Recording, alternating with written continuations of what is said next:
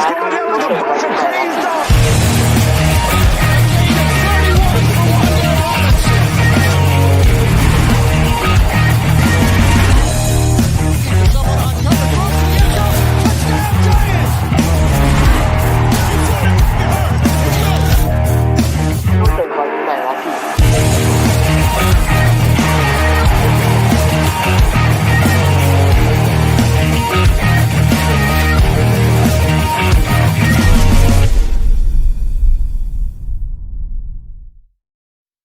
My camera. How about them Giants?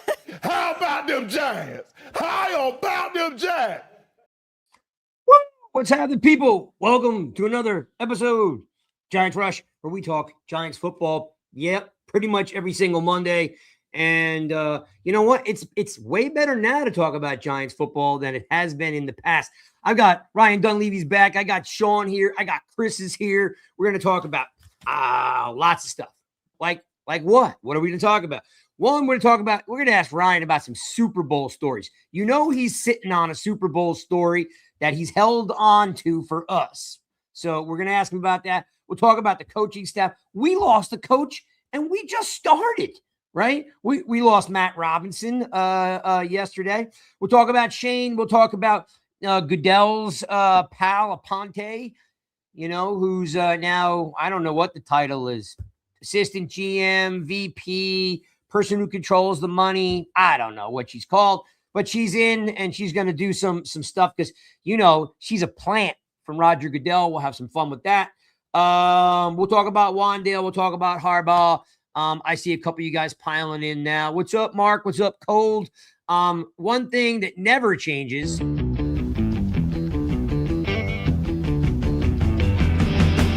It's good to be the king.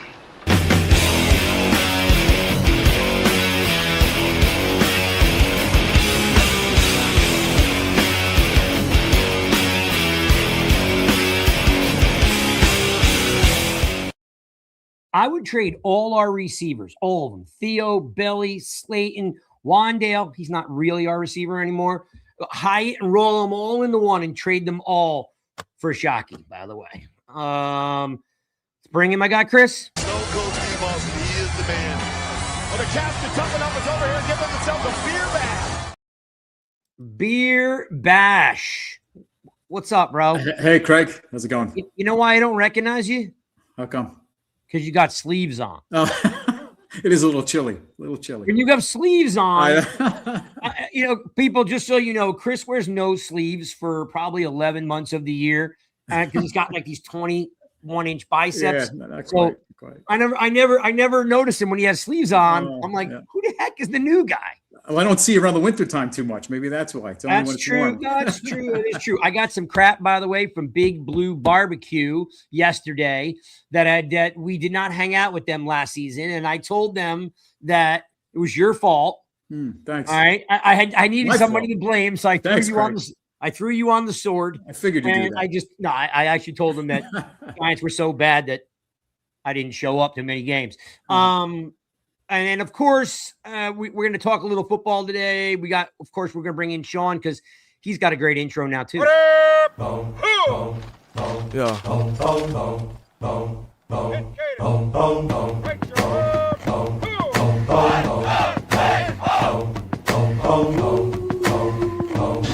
can call me.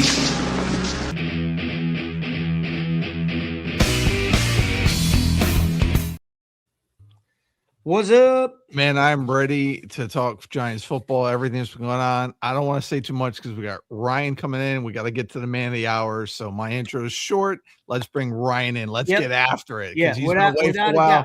Can't wait.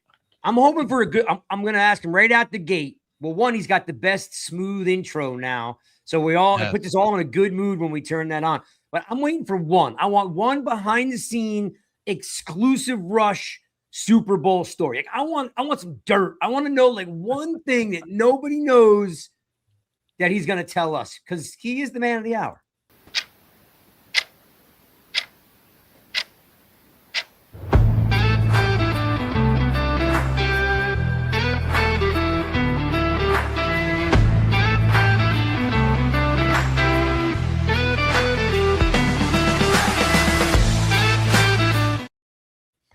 God, still love that intro. So it's just so What's up, good. boys? What's up? What's up, My Ryan? man. Hey, Ryan. What's up? Well, I don't know about them, but I missed you. Just so you know, I missed you. I didn't feel the same the last 3 weeks without you. Yeah, it did. I feel disconnected from the Giants because I've been doing so much Super Bowl, and like I was just telling them before you came on, like I didn't make a single Matt Nagy call till I got home. Like it was you feel disconnected. It's impossible to do everything at once. And I was on Seahawks and Patriots duty. So I felt disconnected from the Giants, but I'm back in the groove now. Awesome. Well, we talked very highly of you like we always do. Make sure you guys are out there in podcast land. Make sure you're following Ryan. He's always cranking out good stuff. And he hangs out with us most Mondays. Off season, he's usually an every other week type of guy. Sometimes his children pop on and say hello. The boys sometimes are running around, which is always fun. All right. So before we do love hate, I want to start off, and I'm hoping you can give me something. Like, you're at the Super Bowl, which is always fun. Is there one story that just stands out? Is there something that that is either cringy, something that's overwhelmingly fun, maybe something that you overheard that you shouldn't have? Give us something to chew on about your week at the Super Bowl. Ooh, well, for a Giants fan, I'll tell you this.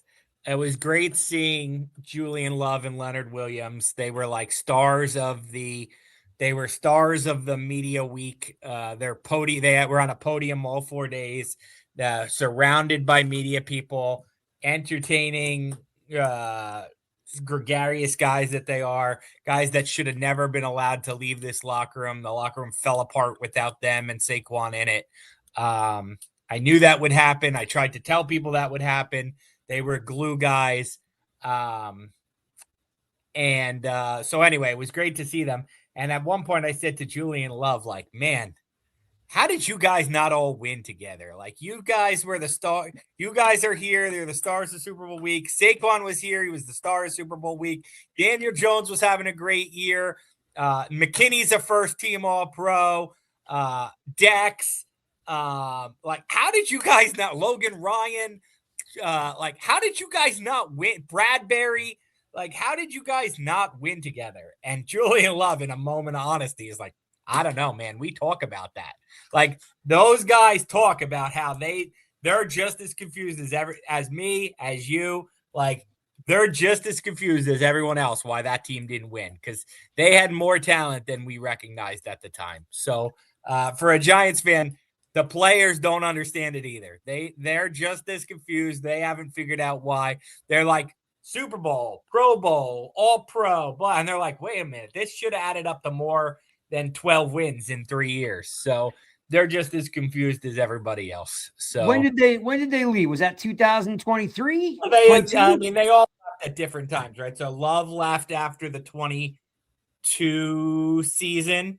And 22 season. Leonard got traded in 23. Saquon left after 24 with McKinney. After 23. Yeah, Yep. Saquon and McKinney left after 23. So they all left at different. Love left first. Sneaky. I think that's sneakily Joe Shane's second worst move, letting him leave for the price he left for. They all left at different. Dex is obviously still here. I'm trying. Who else? Daniel Jones left. Middle of 25. I'm sure who else. Logan Ryan left 24. You mean Jones? 24. Yeah. Logan Ryan left before 22. I mean, it's It wasn't Blake Martinez on that team, right? Blake Martinez. Yeah, they're one. They wonder too how it was possible they didn't win. And then fun stories. I brought my son's favorite stuffed animal around San Francisco. That was great. Yeah. That was great. I got a good kick out. I got put photos of all that. Of Bingo's trip to the Super Bowl. That fun moment of being a dad. Story wise, like actual newspaper print story wise, my favorite story was probably Zach Core, who I knew as a Rutgers running backs coach when I was covering Rutgers in 2015, and then he was the Giants assistant linebackers coach in 2024. And so, guys, like he was so off the. We get assistant coaches once every 2 weeks. He was an assistant position coach. He was John Egaruru's assistant linebackers coach. So like we didn't even get to know him because he was so far. It was like the guy who the Raiders just hired, like an assistant position coach. You never even know these guys' names. And then like 6 months later, he's calling plays for the Patriots in the Super Bowl because their actual defensive coordinator got cancer and they needed a fill-in, and he's the fill-in he's the interim defensive coordinator for a Super Bowl team. I'm like, 6 months ago, you were the Giants' assistant inside linebackers coach. And That's cool. 10 years ago, you were coaching offense. Like, and now you're the defensive coordinator of the Super Bowl. He was pretty fun to catch up with. So yeah, I mean, there was a lot of, as there usually is, between Core or Love or Drew Lock and Tommy DeVito were FaceTiming on the way to opening night. So like while Darnold and Drake May are on a stage together, Drew Lock and Tommy DeVito are off in a corner reminiscing about, remember when they cut Daniel Jones and then I was the starter and then you were the starter and then I was the starter and you were the starter? Like, so there's a lot of Giants flavor at the Super Bowl. Mm-hmm. That's awesome. That's awesome. And probably there was a lot more action before the game than in the game because the game was a little bit of a sleeper there. It was. Yeah, it was. I'm not usually right about my game picks, but I was right. I thought that game was going to go exactly that way. So, yeah. I mean, I'm glad it turned out that way. You know, being a Michigan State guy, I'd love to see, what do you call it, win the MVP. Got that big touchdown call back on a holding call, right? Glad to see it rolled out that way. Let's do this. And I appreciate that was awesome. Really, especially when you're surrounded by all these Giants. It's like, oh, this is like home. We didn't even have to come out here. We always do love hate, right? And I'm going to give you a scenario here on love hate.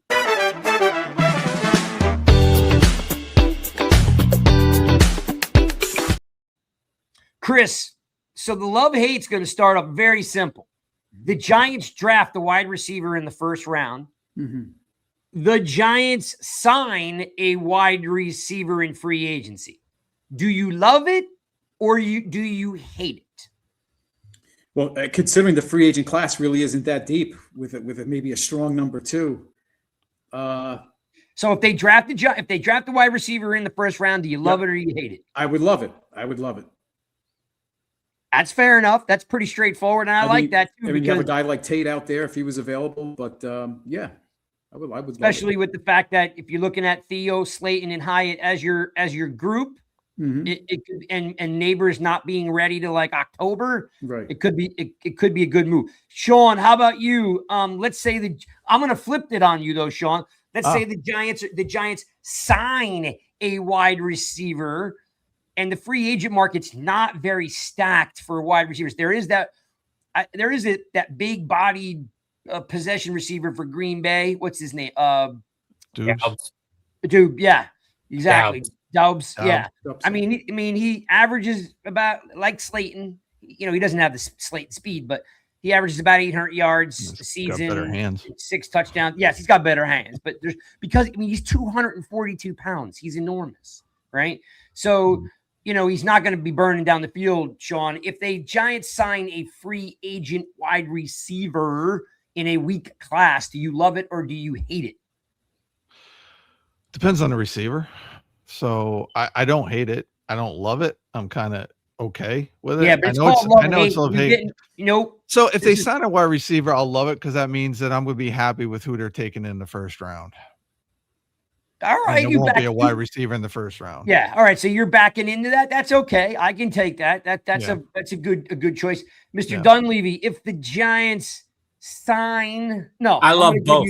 I love both. Hey, do I have to pick a hate it because I love both. I think they need 2 wide receivers. Mm-hmm. Now look, the free agent could be Wandale. That's fine. The free agent could be Wandale, but. They need 2 receivers. It cannot be, especially with let's just say I'm a skeptic that Malik Neighbors will be ready for week 1, despite what Joe Shane says. Let's That's just call me. I'm a skeptic. I'm not optimistic. Yes. So especially with the idea that he might not be ready for week 1, even if he was, I think they need 2 wide receivers. Like to me, Darius Slayton is your 4, and Jalen Hyatt's not on the team. So, and maybe Darius Slayton is not on the team if you can get something for him in a trade. So I want a new 2 and a new 3. Now it could be Wandale. I'm fine with Wandale, but he's not on this team right now. So to me, you need a free agent and a if not 5, then 30, whatever, 36. You need a top 36 draft pick wide receiver. I'm fine with Carnell Tate. If it's not Carnell, if it's Caleb Downs, then I'm fine with a receiver in the second round. But you need a top 5 free agent wide receiver, and you need a top 36 draft pick wide receiver. I love that, because I've been kind of banging this drum, Ryan, now for 4 weeks, that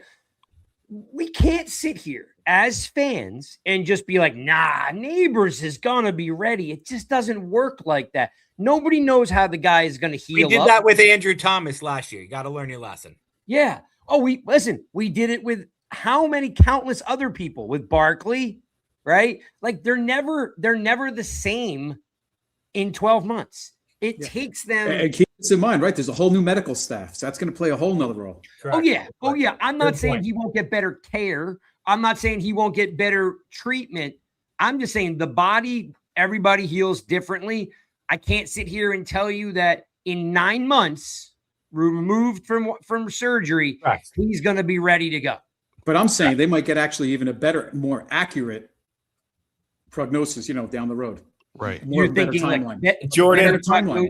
Better prognosis. Well, Jordan Renan put out while I was at the Super Bowl that he sprained or tore, I don't know, but it involved the meniscus too. And once you involve the meniscus in your ACL, that adds to your timeline. So consider me even more skeptical that he's going to be ready for week 1. That's what Saquon did. Saquon had the ACL and the meniscus.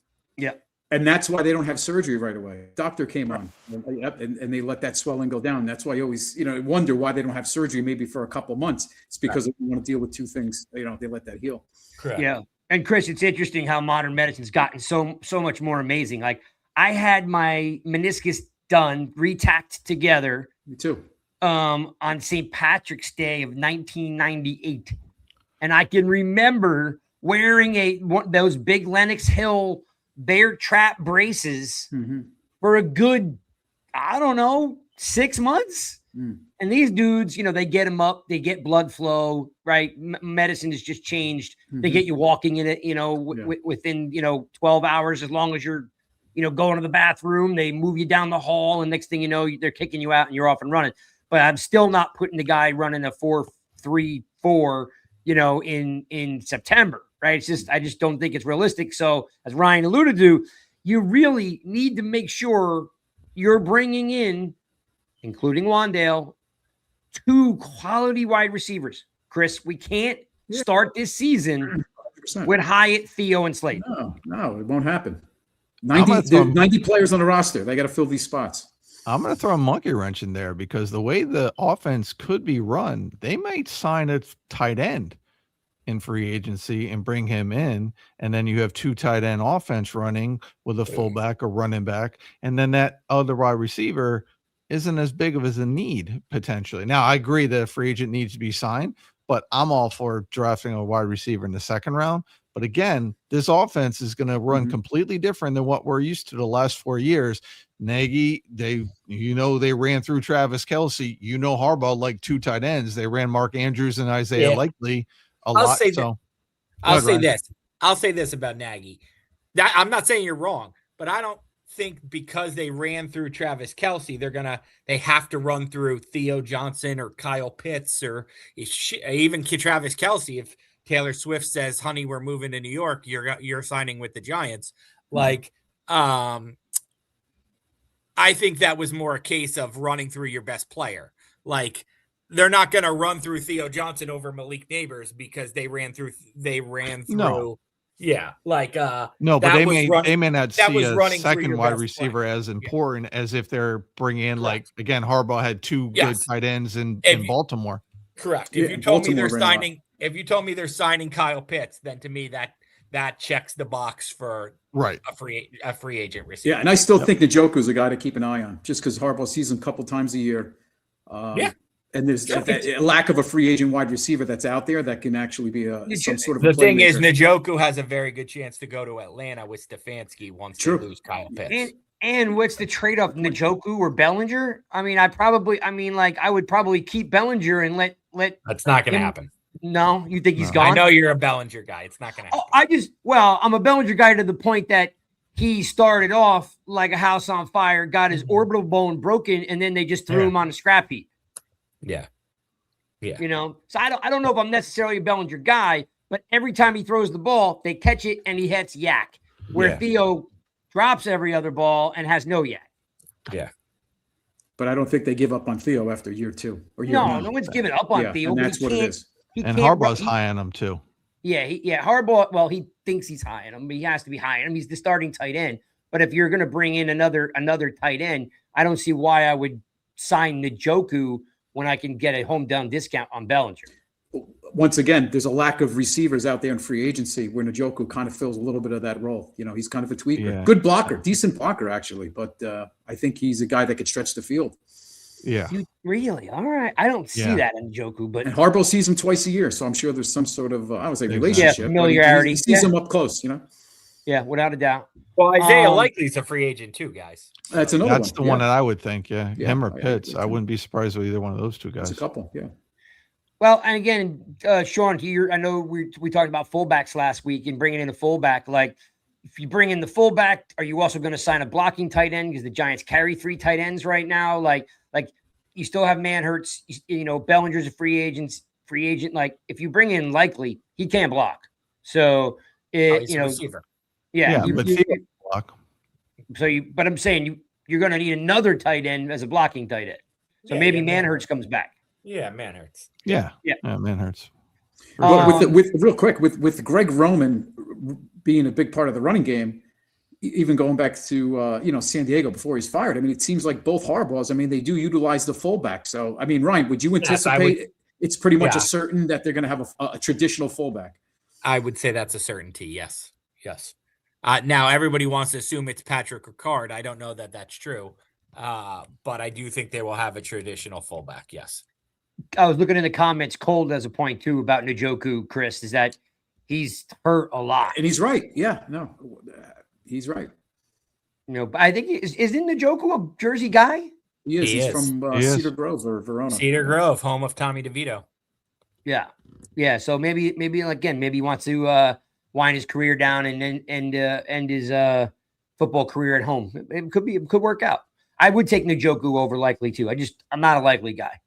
If he could stay healthy, better blocker. Yeah, 100%. All right. So then if that's out of the way, the biggest conversation, Ryan, that we've had, Sean and I had it in depth last week, and then even dived into it even more before, was basically this coaching staff. It's set. The coaching staff is pretty much set. And then we find out, and Callahan being that quote unquote last nail in the coffin, which is awesome, but you do lose Matt Robinson. What we were talking about, which is really cool, Ryan and Sean and I, right, Sean? We dug into a little bit. Yep. Each one of these guys, and by the way, pound out to you, Sean, for saying that Art was listening to what we said, because we were the first ones on Monday. I did a lot of work on the coaching staff, and I'm not going to bore you with it all, but I got like a page and 2 page front and back and notes on these guys. Every one of them coaches 2 positions, right? Like, hey, I'm the linebacker coach, but he was a DC. I'm an offensive coordinator, but I'm also a quarterback coach. I'm also a defensive back coach. Now, every single one of them has a long history of coaching 2 positions. And then you throw in the wild card of head coaches and coordinators. There's not one guy on this staff beside maybe the young DB coach, where Addison Lynch. Outside of Addison Lynch, most of these guys have got some crazy experience. You might want to call it maybe like a like a, all-star type of staff. Is that what you're hearing, feeling, thinking? Because it's got a lot of names on the staff. It's a big staff full of experience. Yes, a lot of play calling experience, a lot of Baltimore familiarity. So they should know each other really well. So there shouldn't be like a get to know you period. Like whatever day they're on the field first or whatever, April 6th or whatever, like it should be about the players. It shouldn't be how Donald DeLessio works with Denard Wilson or whatever. Like they should have that figured out because most of them already worked before. So I think that's an edge. I think it's an experienced staff, which is an edge, a lot of play calling experience. There is a too many cooks in the kitchen concern, but that is John Harbaugh's specialty. He's used to having big staffs. His thing is he's a CEO, so he needs to know how to be the tiebreaker between Greg Roman and Matt Nagy, or Brian Callahan and Matt Nagy, or whatever it is, between between Frank Bush and Charlie Bullen, who have never worked together before. Like he needs to know how to do that. That's Harbaugh's specialty, so you trust that he should be able to do that. One thing I will tell you is inside the Giants building, they thought that the coaching staffs of the last 3 head coaches did not measure up to good NFL coaching staffs. Like, say what you want about Joe Judge or Pat Shurmur, like inside the building, one of the thoughts is that their inability to build good staffs around them hurt them from being good head coaches. And so particularly Joe Judge. So the Giants are not convinced that Joe Judge wouldn't have been a better head coach if he had a better coaching staff. But hey, that's part of being a head coach. Yeah, who you choose. Right. Is assembling your staff. Brian Dable was really only interested in building an offensive staff. He kind of relied on other people in the organization to build a defensive staff. I would tell you that I think the Giants building is very excited about the staff that John Harbaugh has put together. Yeah, not a bad. They didn't just want John Harbaugh when they hired him. They wanted John Harbaugh's Rolodex, and they got it. So yep. And I'm jumping ahead a little bit, but I'll segue to I did see Harbaugh on Francesa, and one of the questions was, I know Chris, I think you said you saw it too. Yeah. Right. I mean, one of the questions was like, how, it's a little bit difficult to know what you have because you don't get your hands on the players like you used to be able to. What's it like in the building? And his first thing was, everybody in the building has been amazing. Everyone's going out of their way to help them get going. Chris, is that the opinion you also got out of that? Yeah, that's what he said. Yeah, absolutely. And to say, in regards to the coaches, he doesn't want to have to coach his coaches. Let them do their job with the experience that's on the staff. It's one thing I think in the past that we had to worry about was how are these coaches meshing together, where I think with Harbaugh, there's going to be this chemistry with these coaches. Been there, done it on the professional level. And some fire too. I mean, like Greg Roman's going to bring some fire. Nagy's Denard Wilson, right? He wants to play aggressive. Unfortunately, it seemed like in Tennessee, he couldn't do all the things he wanted to do because of the personnel, but maybe we're going to see that now when he has a better handful of players. Yeah. Still needs better corners to play. Yeah. Well, there's always holes, right? Yeah. Yeah. But at least the aggressiveness when it comes to the linebackers and to the defensive line, maybe we'll see that.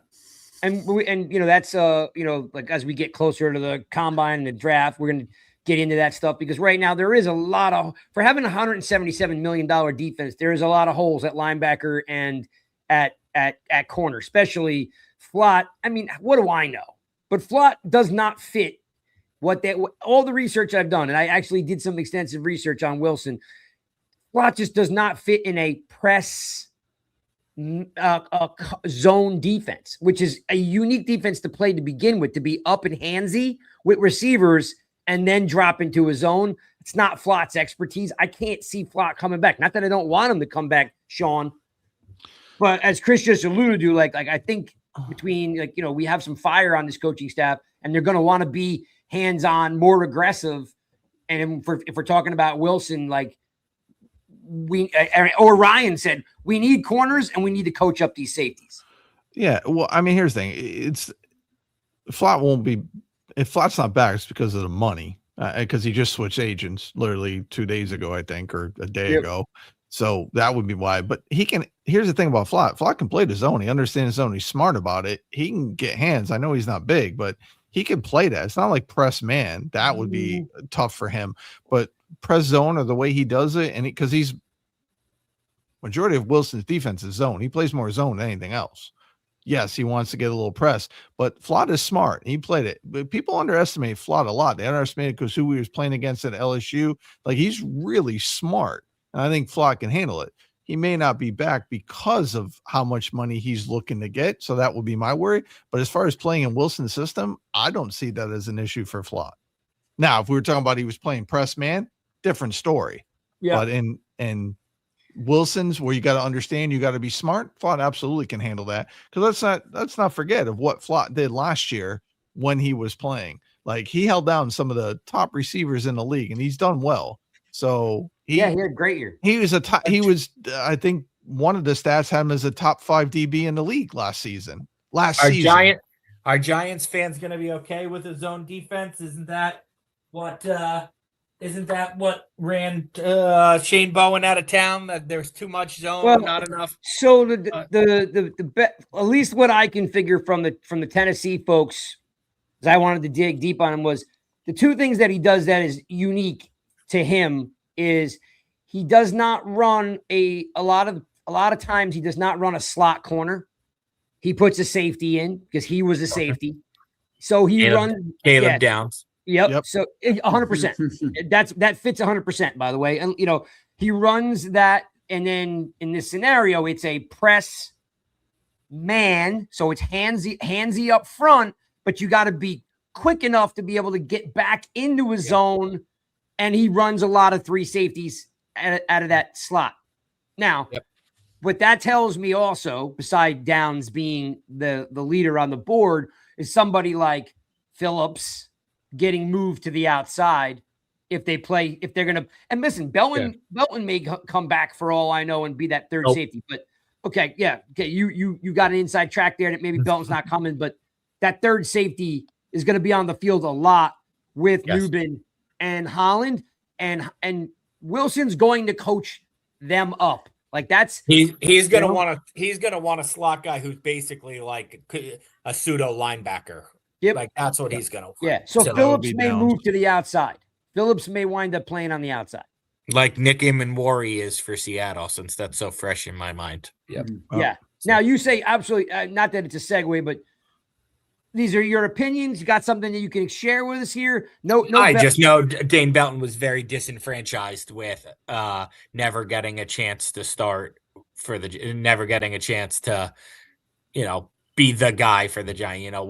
Whenever it was his turn, they found somebody else to be the guy. Like, okay, Julian Love left, we're gonna draft Tyler Newbin, or so and so left, we're gonna sign Javon Holland. Every time it should have been Dane Belton's turn, it was never Dane Belton's turn. And we saw that a lot with the previous, staff. When you look at guys like Turbo Miller. Correct. That's a good example too. Plenty of times it should have been his turn and wasn't. So just a classic case, I think, of a guy who wants to see what else is out there for him. Gotcha. So I think Bellinger falls in that category too. Like, I think every time it was his turn, he got passed over. So why would he want to come back? Yeah, so. Waller and hey, even a guy like Gunner, when he filled in, I mean, he played well, and then he finally got the opportunity and to stick there in the slot. I mean, he should have been playing a lot sooner with the injuries. Yep. So I think there's now look, maybe Harbaugh can sweet talk these guys or whatever, but the front office, I think they've disenfranchised some of their 2022 draft picks. Which probably segues, because now with our new senior VP that's replacing Kevin Abrams, and Harbaugh will be more involved in negotiations, there will be less guys that are upset with how negotiations go, because those two are much better at negotiations than Joe Schoen was. Joe Schoen was basically a prick in negotiations. Don Aponte and John Harbaugh are not going to be that way. They're going to figure out how to get things done if they want the guys on the team. So especially she likes that was for you, Craig. Go ahead and segue, my man. They understand there's more of a give and take than Joe Schoen seems exactly. which by the way is great because she's always looking for a couple free plane ride, hanging out with the VPs. You missed all that, Ryan. You missed all that. I don't know what you guys are talking about. Craig is not happy about the Dawn Aponte hire at all. He thinks she's going to sabotage because she sabotaged in Miami, got the GM All about fired power. there, was All on she the wants is plane with the power. thing. Who was the GM she got fired? Dennis Hickey? No, it she was Ireland, Jeff Ireland, who was awful. Okay. He was awful. He should have been fired. But she wanted to solely report to Another the Joe Shane mentor. head coach. Jeff Ireland, Joe Shane mentor. Right. So Yeah. Shane is now going to oversee the scouts, Correct, which he always has. I mean, and that'll be his exclusive job, from what we understand. That's what Pat Leonard wrote. I don't know that that's true. That's Pat Leonard's report. Look, here's what I know. Here's what I know. Like, I said this somewhere else today too, but I'll say it again. So I just covered the Super Bowl, and I wrote a story about this guy named John Stryker, who's Mike Vrabel's right-hand man. He's like the vice president of strategy or something for the Patriots. And one story quoted a source in the Patriots, not my story. I think it was Boston.com or Boston Globe or Boston Herald, said it was like ownership, Mike Vrabel, and then John Stryker, like above Elliott Wolf, above anybody else. He's the third most powerful man in the organization. With the Giants, it's ownership and then John Harbaugh, not Dawn Aponte, not Joe Shane, not Tim McDonald, not Dennis Hickey, not the Chris Rossetti. Like, ownership, John Harbaugh. So, like, underneath John Harbaugh, I would say if you're doing a flow chart, I would probably put Dawn Aponte and Joe Shane probably on the same line. Like, I wouldn't put Dawn ahead of him. I wouldn't put Joe ahead of her. I would say they're probably equals in terms of Joe handles more of the football and scouting, both pro and college, and she handles more of the business side of football. Not the business side of the, not suites or something, the business side of football, contracts and salaries. Negotiations. Yes, negotiations. I'd say they're probably equal, and they both report to John Harbaugh above them. It reminds me a little bit of, and hopefully, it reminds me a little bit of when Dave Gettleman and Kevin Abrams were here. Dave Gettleman only really cared about player evaluations and watching film. And if you asked him a question about contracts or negotiations or the cap, the Giants basically had to have Kevin Abrams step in and answer that question because Dave didn't understand it, couldn't do it. So, like, in many ways, they were on the same level. Kevin Abrams was the cap guy who understood. Like, Dave would be like, I want this guy, and Kevin Abrams would have to step in and be like, okay, here's how we can make it happen. That's not that Joe Shane doesn't understand it, but I would say it's a very similar, like, equal play dynamic. Then the biggest question is, who's making the draft picks? John Harbaugh. That's all. That tells you a lot. Sure does. So, Ryan, to your point about John Harbaugh and then Dawn and Joe underneath him, it's kind of like back in the late 70s when the 49ers hired Bill Walsh and he was head coach and president of football operations. Even though Harbaugh doesn't have that title per se, it's almost like a similar. We don't have to go back that far. It's like Bill Belichick. Like, Scott Pioli was his GM, or Thomas Dimitroff was his GM, but it was Bill Belichick's show. Right. And in every regard, and that's what this is. Ryan, do you anticipate the scouts being fired after the draft? And now Harbaugh moves into the whole I would scouting anticipate department? changes to the scouting department after the draft. Yes. I don't know which area scouts or scouting executives. There's going to be changes. There's changes to the scouting department whenever there's a new regime. Chris Pettit got let go when Shane came. Like, that's always in any regime. In any organization, the scouting department gets changeover after the draft. It's especially going to be the case with John Harbaugh. Yeah, and I'm expecting a big overhaul. He's already tweaked Abrams. He's already tweaked strength and conditioning roles. He's touched some of the untouchables. So he's certainly going to tweak the scouting department because that's an area that isn't untouchable. And he's going to have former Ravens and former Chargers scouts he wants to pluck. Good. Chargers, as in like recommendations from his brother and Joe Ortiz, he's very close to Chargers GM Joe Ortiz. So good. Okay. So maybe Joe Ortiz has a excellent area scout who he can't promote, who, maybe there's an opening if Dennis Hickey is not here anymore or somebody like that, or Rossetti's not here anymore, where he says, hey, I got a great area scout for you. And they take Ortiz's recommendation. So do you think these conversations, Ryan, already take place behind the scenes with some of these future scouts for the Giants that are going to be waiting?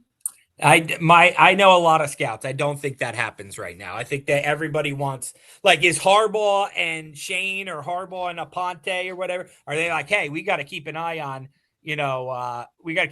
Chris Rosa from the Chargers or whatever. Yeah. But I don't think they reach out to him yet. Like, that would be bad form. I think that happens, like a week before the draft. So. And you think Shane's overall role in the draft has diminished greatly, or you think it's going to be some type of? I just don't think he has the final say anymore. It's John Harbaugh. Like, he'll gather all the information, he'll lead the scouts meetings, he'll say this is who we want, and John Harbaugh will agree or he won't. You know what I mean? Like, the coaching staff is going to have more of a say than they did in the past. Like, that's just the way it is. It's just, is his role diminished greatly? I mean, he's probably the second most important person in the draft. He's just not the first most important person in the draft anymore. Yeah. And it's interesting because you got a lot of voices in that room between Nagy, Roman, Callahan, right? Yep. You got a lot of guys with a lot of opinions and a lot of voices in that room. Yeah, and that's Harbaugh, and it's Harbaugh's job to get them to come to a consensus. And I think he will. I think they understand the experience he has. He's earned that respect. He's earned that they'll listen to him and be like, okay, we'll make that guy work because John wants him. Like, yeah. All right, then let's talk about, since wanting someone. Let's talk about wanting Wandale. So let me say the other thing too. Like, we all know Daboll grinded the tape and had his guy in Jackson Dart. I don't know how much Tyler Nubin tape Daboll was grinding, or how much give me another defensive pick. I don't know how much Andrew Phillips, Darius Alexander tape he was grinding. Like, Harbaugh is going to grind every possible positions tapes. He's going to have his opinions on every single guy. They said after the last 3 years, I think it was 3 years. Don't quote me on that, but after the last couple seasons, the day after the season ended, like 24 hours later, he asked his, player personnel department that he wanted the top 100 college players that were coming out in the draft. Harbaugh? And but what made the response was, John, the season ended 24 hours ago, and he goes, "That's nice. Send me the top 100." And then 2 weeks later to the day, he said, "Now I need the top 50 free agents." Right now. Yeah. So the first 4 weeks of the season, and Baltimore went pretty deep in the playoffs last year, or if you want, I guess that would be technically 2 years ago now. Yeah.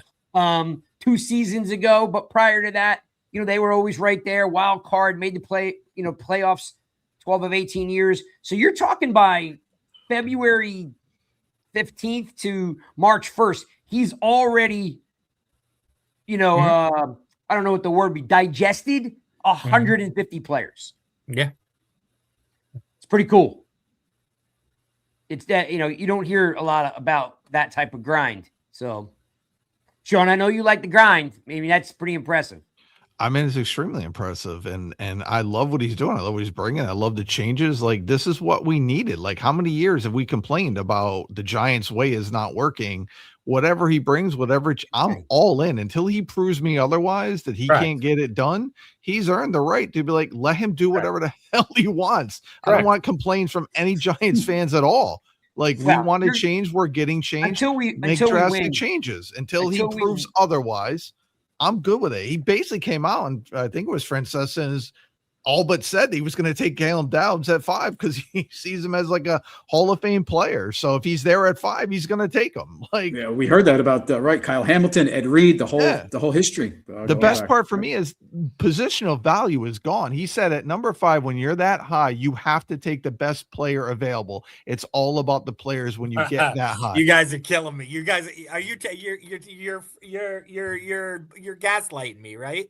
Yeah, this is a gaslight, right? No. So you're okay. The best player is available. Okay, that's okay. So go ahead, say it. Listen, just for the record, Ryan. So this podcast in 2018, you're good with Saquon Barkley. I was not on the podcast in 2018, but all over Twitter, I had no problem with taking Saquon Barkley at number 2. And the reason why, well, besides the fact I'm a former running back, but it made sense because you had Eli, you had OBJ, and then you add Saquon Barkley. That's what the offense needed. As long as it's still true. Anybody who says it now better have been okay with it. Yeah, it was. Give me the best guy. Yep. I do wait. I can be the first guy to tell you I waver a lot because best player available between like 4 or 5 positions, right? You could the best player available, maybe somebody who you want. You just maybe at 5, you want the tackle, right? Everybody else wants Downs, but you may want the receiver. You may want Tate. The Giants don't have, unless it's edge rusher, the Giants should take him because the Giants don't have enough. Like, I don't, somebody will tweet this at me. We have Drew Phillips. Drew Phillips is not even on the same planet as Caleb Downs. It's okay to make Drew Phillips a backup. Like, I just covered the Super Bowl. The Seahawks have good players off their bench everywhere. They play. I just covered the NFC Championship game. The Rams are running out dudes on the second team that are awesome. Like that. It's okay to have good backups. Like, that's okay. And here's the cool thing. So Caleb Downs' dad played for the Giants, and his dad came out this week. He did. Gary Downs was drafted by the Giants. Mm-hmm. I did not know. So tough runner. And Gary the other Downs. thing, and his dad just came out and said he sees things like other players don't. Like, he sees it as chess pieces. He looks at movement. He looks at like when you have a player that is that smart. I don't care what position he plays. He's a defensive weapon. You can utilize him. When you watch his tape of what he did as a freshman playing back safety, deep safety, and then you look at here. You can blah you want, Mr. I want a wide receiver, but you take football players who are going to help this team win. We got plenty of time to get into Caleb Downs. Exactly. Yeah. I just thought it was a cool piece to add of why you take BPA at 5. I know. Abdul Carter too. I get it. Where these guys are like there's no one in the history better than the guy that's this year. I get it. So dramatic. Yeah, I know because you know why? What do you want to get to in the next 10 minutes that isn't the draft? Exactly. Well, we got to talk about Wandale because he wants the talk is $17 million a year, and who put that out? I saw that with was it? Hang on, let me look it up. There was another Sport Track number that came out that was less than that, but then something came out today about the number. Right, you saw it too, right? I did. I don't remember who put it out, but there's been 2 different numbers out there. So yeah, I gotta find it again. I don't know. But yeah, all right. So you saw the same thing I saw. I did, yeah. My thing about Ryan, my question about the 17 million, whether he's worked it or not. Here's my only question, and I'm not killing. Listen, let me put it out there. If that's the case, this is another example of bad management by the Giants because they could have had him in the summer for a lot less than $17 million. That's where I was going because he becomes the number 1 with Neighbors going down. He had a great year. He's always been a nice player. Chris, we've talked about this. Yeah. Like, is he worth $17 million? I mean, yes, I know he's Shane's guy. His numbers are. Well, that was my point. Is his number? But his numbers are that good because Neighbors isn't there. I mean, you could say that about anybody. I mean, you could say not everybody.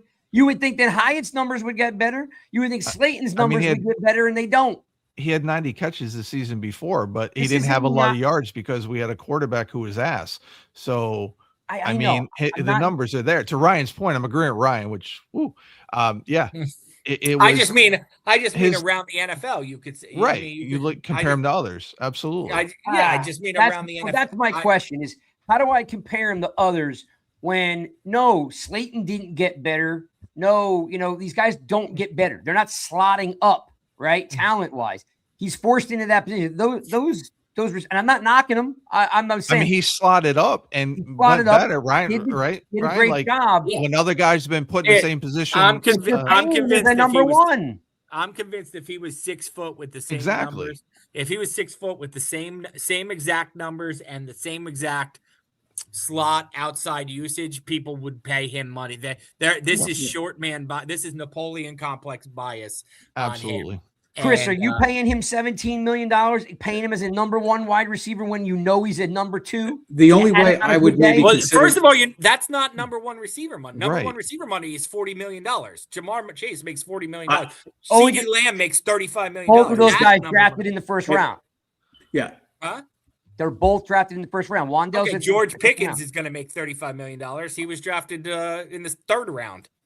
So you want to pay technically a slot receiver? I'm just saying a number two receiver money now is $17 million. That's number two receiver money. By the way, they also showed that his numbers on the outside were, I believe, equivalent to Pickens or somebody else who played like his numbers on the outside last year were really good. And he just didn't have a good year because Neighbors wasn't there. He gets open. He knows how to get open. He was the second best route runner on the team, maybe 1B to Neighbors. Like, again, I agree with Ryan's point. It's only like Jerry 5'8". Jeudy. Jerry Jeudy is $17 million. Jacoby Myers is $20 million. Christian Kirk is $18 million. Like, he's as good as these guys. Give me Jerry Judy's history of receiving every year. Is it 500, 600, 500, 700, and then 1,000 yard season, or is it 800 to 1,000 every year? It's a good comp because he hasn't played with great quarterbacks either. Yeah. It's 856, 467, 972, 972, 758, 1200, 602. So pretty much all over the map. No consistency, basically. So maybe average 900. His 17 game average is 900. I'm good with quick math there. Yeah, so so we got to wonder if it's worth the 17 million. Is it, Brian? Is it worth it? Is he coming back? He's got a new agent. I need a $17 million receiver. If it's not him, then it's got to be Alec Pierce or it's got to be I don't know. I think I'd rather Wandale than Romeo Doubs.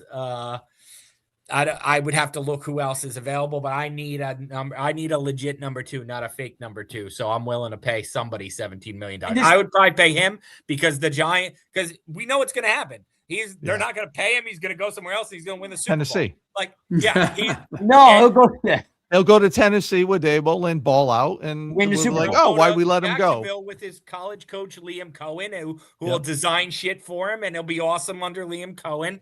And because they're not going to use Travis Hunter at receiver anymore, like he's a good player and he plays a lot of games and he's a good guy. So like to me, the Giants have a problem of not re-signing their own good players and trusting. Like, let's sign Paulson Adebo and let's sign somebody at Javon Holland. Let's sign other people's draft picks who they're letting go. Like, you have enough information. You know what Wandale is and isn't on and off the field. To me, I would keep him. You know what's interesting, Sean?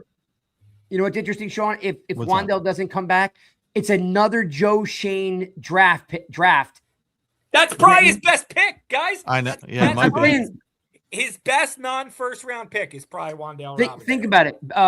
You said before, Bellinger, Hyatt. If Wandale doesn't come back, like literally, you're taking his best drafts, and even those guys are going. It's like he's starting to look like Jerry Reese real fast. Well, what's funny to me is don't insult Jerry Reese like that. Right, yeah. Like I'm tired of the Wandale hype because when other receivers in the league have more respect for Wandale Robinson than Giants fans do. It's crazy to me. It's a Napoleon. Crazy to me. He doesn't look the part. So exactly. And you have to look at the structure, right? Just because he's going to get, he does get 17, 18 million for the year, it doesn't mean that doesn't get backloaded on those other years. It's the structure, the upfront money. We could do a whole episode on this. That's the interesting thing is the structure of the contracts. I'm very interested what Dawn Aponte does. Like 100%. Exactly. The Giants played it very straight under Kevin Abrams. Very straight. not a lot of front loading or back loading or void years. I'm very interested to see what Don Aponte does contract structure. Yeah, and depending on the structure, next year, obviously the cap's going to go up again. Plus, the Giants have even more money coming off the books next year. So this, hey, listen, a la Eagles, right? Voidable years at the end, and kind of a little bit less up front, and that could be. Now, I'm not saying they should do. I'm not saying they should do that because I think you should do that once you're a good team. I'm not sure the Giants are a good team, so like. I would do that when I'm in my window. I think the Giants are still a little bit away from their window, but I would like to see if she starts doing it a little bit now. And I only bring that up, Brian, just because of the lack of free agent receivers out there. And obviously free agency comes before the draft. So do you roll the dice? And if you do want to go with Caleb Downs, maybe you are more willing to work a deal out with Wandale and then add a few free agents around it. Ryan, I'll let you leave with this. Sean and I tore this up last week like crazy. I don't think my brother-in-law has landed yet, so I might have give me 5 more. I'll give you 5 more minutes. Yeah. All right. This is not on the notes because this was a wild card I was throwing in here. Sean and I talked about it because it was just me and him last week rocking it by ourselves. And we talked at length about the Giants not having a 3rd-round pick and what there is some thought out there or some talk about Thibodeau being traded, to grab another pick or, certainly possible. Yeah. What's your thought? Are you hearing anything or what's that look like? It's on my list of things to poke around on at the bars in Indianapolis next week. I have not heard anything yet. Certainly possible. Kayvon told the reporters when he was at the Super Bowl that he hasn't talked to Jim Harbaugh yet, which I thought was interesting. Harbaugh clearly has prioritized some guys and not others.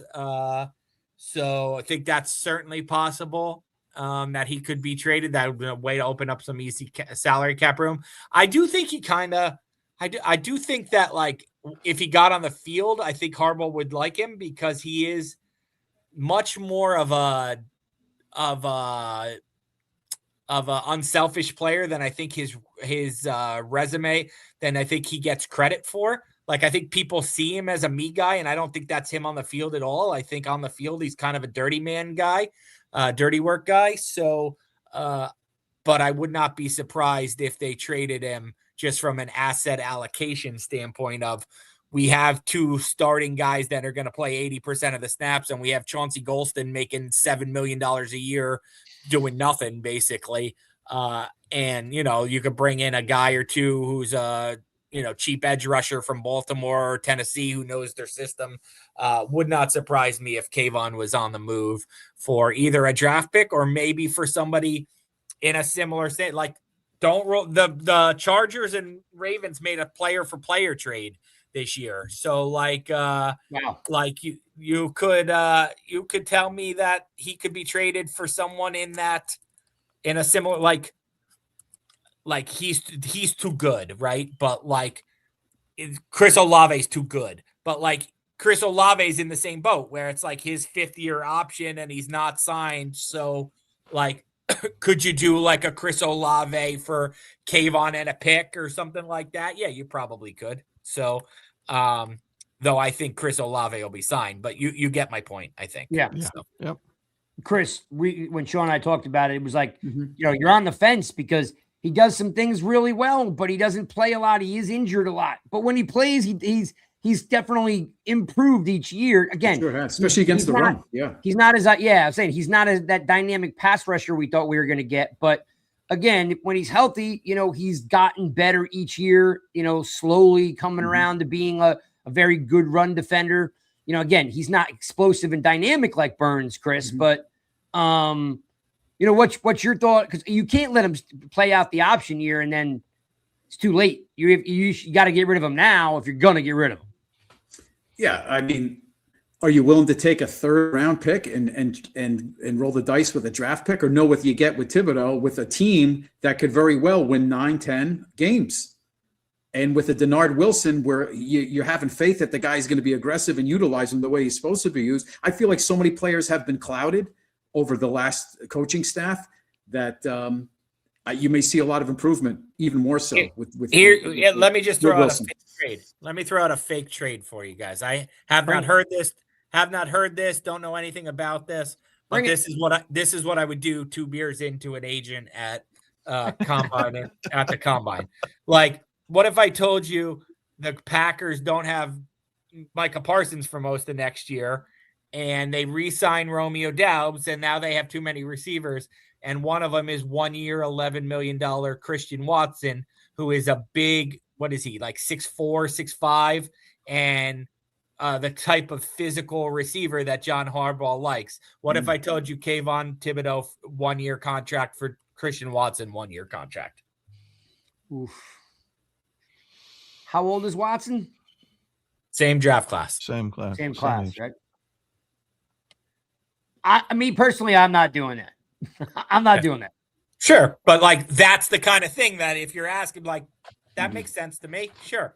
Like, our 1 year contract for your 1 year contract at a player, we have too many guys for a play at a position. You have too many guys. So Now you got me thinking. Now that's got my wheels spinning. I'm like, okay. Gotta find if there's It's rare, right? It's Let's see rare. if there's an inside linebacker with 1 year left on his contract that we could trade him Thibodeau for. That would be I'd put that interesting. out there. Like I told you, we talked about this last week, Sean. Like Leo Chanel, which everybody's clamoring over. He's never coming. He's never leaving Kansas City. But maybe is it because there's too many Devons out. Is it Devin Bush, Devin White, the guy from Jacksonville, the linebacker? There's talk he might not come Devin back. Lloyd. Devin Lloyd. Thank you. There's too many Devin. You're paying Devin Lloyd's premium price, which always scares me. Like, he just had an all-pro season, by far his best season. Yeah. Like, you wanted to pay him last year, not this year. Right. Yeah, we're hurting on the corners and we're hurting at the linebacker spot, no doubt of it. All right. But that's an important position. Like, Harbaugh is going to want a game-changing inside linebacker. And this is positional value. Joe Shane vomits over positional value, but like, Baltimore has always had Roquan Smith, Ray Lewis, Bart Scott, whoever. They've always had a game-changing middle linebacker. I can't imagine he's going to roll into the season with. I like Micah McFadden and Bobby Okereke. I can't imagine he's not going to want to upgrade that position. So, well, that would then kind of lean you towards the fact of drafting. What's his name from Ohio? Sonny Styles. We got little Dunleavy's coming. Sweet. Styles, yeah. Ready? There. Yeah. What's up, buddy? You got to tell your dad to put your camera down. So there he is. Well, hey, buddy. What's up, buddy? Hey. Can you wave? Yeah. All right. Yeah. Little Dunleavy. Do you think Demario Davis could be an option, Ryan, before you go? Who? Demario Davis from New Orleans, the linebacker? I do. I think that's a possibility. Sure. He's got to be a 35, 36. Yeah, he's long in the tooth, but he had a great season last year. But is he going to want to lead? Like, they're a team on the up and up. Like, is he going to want to? He's been there a really long time. Yeah. Like, are they going to want to? Like, he seems like the kind of guy who'll go. Now, look, this Bobby Wagner did this and left Seattle twice. Yep. So I would have told you Bobby Wagner would just stay in Seattle, and he didn't. But it seemed if you're Demario Davis, why are you going to leave assuming New Orleans wants you back, why are you going to leave a team that you went through the hard post Drew Brees years? Now you should be on the up and up. Yeah. Yeah. We got noodles for arms. What's happening over there? There you go. It's like the inflatable wave thing at the car dealerships. Yeah, exactly. All right, Ryan. Thanks, Ryan. You enjoy Thanks, the Ryan. family. I'll see you in 2 weeks, my friend. All right, sounds good. Guys, we're going to do one last drive. So if you have questions, put them in the chat. Ask us up. We're going to start at the top, and we'll go all the way through. I think I saw Tuto was in here with a sticker, right? Boom. Yeah, he did. Yes. Yeah. Tuto. Schlante Tuto over in Dublin. All right. Nice. Have a Guinness for us. I could use a Guinness right now, actually. Right. All right. They're going to load their questions up because there's a couple of them coming in now. Ask your questions. I'll give a shout out to anybody. I mean, there's a bunch of you guys coming and going, 87 of you popping in and out here. Mark, and Daniel. I see Cold. Trying to roll through you guys fast here. I think I see Brad Sad. Sadobarry. Yeah. Sadobarry. All right. Well, what's up, SB? We got Tuto. We got Chris. Who am I missing here? I know I missed a couple before. I missed a couple of you guys before. Yeah, put your questions in. We're going to answer them in a second here. So the linebackers and the corners are definitely needed. Definitely. Here's the name I'm going to throw out because I put it out on Twitter. Asante Samuel Jr. They're looking at a $5 million thing potentially. Played for John's brother Jim in San Diego for a while. He's back healthy with the Steelers last season. At $5 million, I mean, I would absolutely put it take this that, way. man. That one's like, I mean, He was just injured. He got one injury. I think that's like a hey, big brother. Is this worth spending $5 million on? I don't know. $5 million for a corner is not much at all. No, but that also might tell you something. Chris, what do you think? Asante Samuel Jr. I like it. Yes, no, yeah, for that price. Considering how desperate we might be, there is a glimmer of hope maybe with Banks. I don't know. Maybe Harbaugh and Denard Wilson. I feel like with this new regime there will be an uptake, a little bit of an up for Banks. I have a little faith, not much, but I'm hoping that with this coaching staff they can at least revert him back to what he was a rookie year, because we did think highly. He dogs it. He's given up on plays, but he was that press man type of guy that we all thought we were getting the first year with when Wink had him. So unfortunately, Wilson plays too much zone for Banks to have an uptick in his play. He's not zone smart enough to do it. That's the problem. And he disguises coverages. Guys got to think, they got to understand it. I mean, I hope he proves you right and proves me wrong. I don't see it. I think he'll end up as a kick returner. That's pretty sad, right? I think that's what he's going to be. But again, he was a scheme fit pick, which Shane almost all but admitted like he's not going to do anymore. Wink wanted Banks. Wink was the guy that wanted Banks. He fit his scheme. Banks didn't fit any other scheme. So again, I hope he proves me wrong, but I don't see it. I don't. I mean, I could definitely see the Giants, drafting a corner in the third round. You know what I mean? Like, it's definitely just, there's. Except we don't have a third round pick unless we trade. Well, that was kind of saying, like, yeah. You took the words right out of my mouth. I was like, if we had a third round pick. So because we don't, it makes drafting a corner really hard, because a linebacker, a wide receiver, and again, best player available to safety. You're not drafting a safety that high. It's just this guy's, quote unquote, the best player, one of the best players in the draft. So safety being only him, right? But then slotted right there is 1A and 1B are wide receiver and linebacker. Somewhere we're going to get left holding the bag on a position, because you can't get everybody you want, right? So I would be surprised to them trade a future draft pick for a cornerback and bring in a cornerback through trade and then handle a linebacker in the draft, because you can get guys. I mean, again, depending on where they go in the first round and who's available, you can get a linebacker in the second round. There's really good linebackers you can get in the second round. I'm going to go out on a limb here, just bookmark it, that if they draft what's his name Downs first round, you're getting this strong safety hybrid linebacker, right? I mean, I don't foresee them drafting him and then make him play linebacker. But again, they run three safeties, right? They run this press zone with the third safety. We could technically, again, I'm just saying, bookmark it that I said it. I'm sure you'll remind me if I get it wrong. Chris, what's your thought here about Phillips moving to the outside, which would help you because Banks can't do it? So, and if Flott goes, could they not put Phillips on the outside? Yeah, I think he could play it. I think he's so strong, though, as an inside corner. He plays it so well.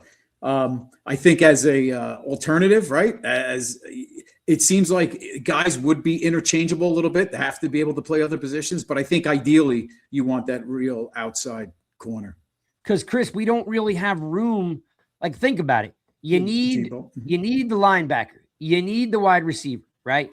You need a defensive tackle. Like where are we coming across? Again, a cheap Asante Samuels makes some sense, right? Mm-hmm. We're gonna get stuck somewhere. You never get everything you want. You're either passing on the D tackle, you're passing on the linebacker, you're passing at the wide receiver, you're passing on the corner. One of those four are not, will have to be more of a patchwork for this year because you can't fill them all the way you want to. What's the position, which I should have asked Ryan when he was here, but I'll ask you, start with you, Chris. What am I, not that I want them to pass on purpose, but you know what happens. You run out of money, you run out of time, you run out of players. Mm-hmm. Out of those four, wide receiver, D tackle, corner, linebacker, which one is, I don't know, serviceable what we have, or which one's going to take the back seat? Serviceable. Oh boy. God, I think they're all pretty close. I don't know. I think they're all, take your pick. I tend to lean towards addressing the cornerback position maybe a little bit more because of Banks, because of Flott leaving. Belton would be on his way out as a safety. So I think cornerback would be a spot that I'd lean towards as much as I think inside linebacker. But I think it's easier to find possibly an inside linebacker. And Mark even alluded to this because the draft doesn't seem to be that deep. You may see more trades this year. That was brought up last week by Adam Schefter. So I wouldn't pass it by even if there was a trade. Besides a free agent that's out there. So do you think the back seat's going to be what, the D tackle or the corner? Well, or the linebacker. I think the back seat in terms of free agency or draft altogether. What do you mean? Filling the spot because, every year one spot like last year, it was wide receiver. Right? We're just thin on it, so we re-signed Slayton. I think the back seat could be cornerback, just because that inside linebacker. And like McFadden coming off an injury, we're gonna need inside linebacker. I think that takes priority over the cornerback, just because you do have a little security with Adebo, even if he didn't play the best. Once again, I think everything's clouded. And then with Phillips, obviously Banks, you don't know. And once again, Flott is probably on his way out. So I would think, I think corner. Gonna take the back seat. How about you, Sean? What's taking the back seat here? Let's not forget that up front, as Ryan alluded to, we had Golston not getting a lot of playing time, making $7 million a year. Like, is the D tackle maybe going to get pushed to the background? Because that's what I think. Because when Bolin took over, that D line played better, other positions played better. So there's more talent at D tackle. Eric Alexander started stepping up later in year 2. So you got there. I think D tackle takes the back seat because I think there's guys you can work with there that are, again, with the right coach will play better. And we saw that as once Bolin took over. I didn't hear you say D tackle. I agree with Sean. If we're throwing D tackle in there, then I believe so. I think with Alexander, that helps things. So think about Caleb, right? Like, he's a safety. It doesn't fit, but he's the best player available. So you're not looking to fill the safety spot, but you take him because he's the best player available.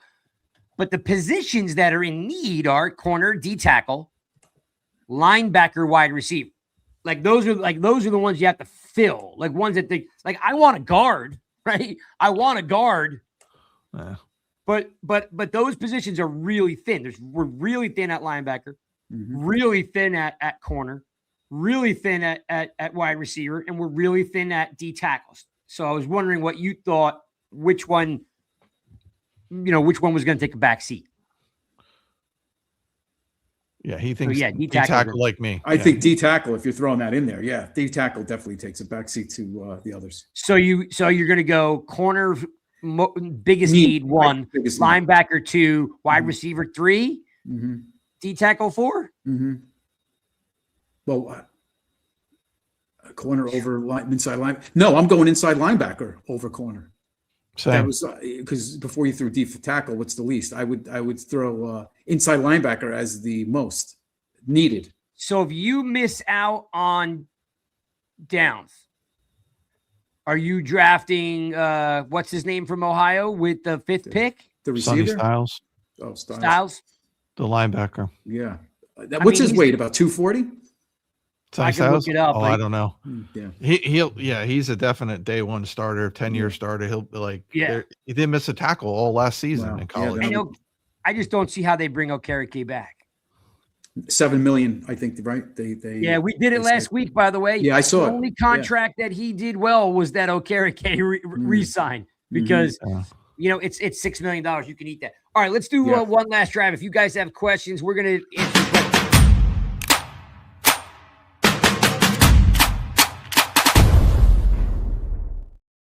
All right, we end the show with your questions, so I'm rolling all the way back an hour and a half ago, see what I could find. Let's see, questions. I'm rolling from the back forward, see if I can find anything. Let's see. A lot of chats in here. Mark Thompson's got tons of things because I think I don't remember he was there. He wasn't with us last week, so Mark he was Thompson, not. No, so he's airing it out today. Time. Where are some questions? Let's see. I'm still looking. Here we go. All right, here we go. Bam. Does Alec Pierce run routes or just a contested catch guy? I'll give you that one to you, Sean. You want to take that one? Yeah, I don't think he's a great route runner. I think he's a contested catch guy, or he's a hit or miss guy. He's all or nothing kind of guy. That's why he averaged 21 or 22 yards per catch. To me, I don't see him as a great route runner. I haven't heard anything about him being a great route runner. So that would concern me. I know a lot of Giants fans want him because they look at the 22 yards per catch, but we're not looking at the nuance behind it. Why is he only having 22 yards per catch? To me, that means he's not getting open a lot. He should have more catches, especially when you look at who else is on that receiving roster for Indy. Yeah.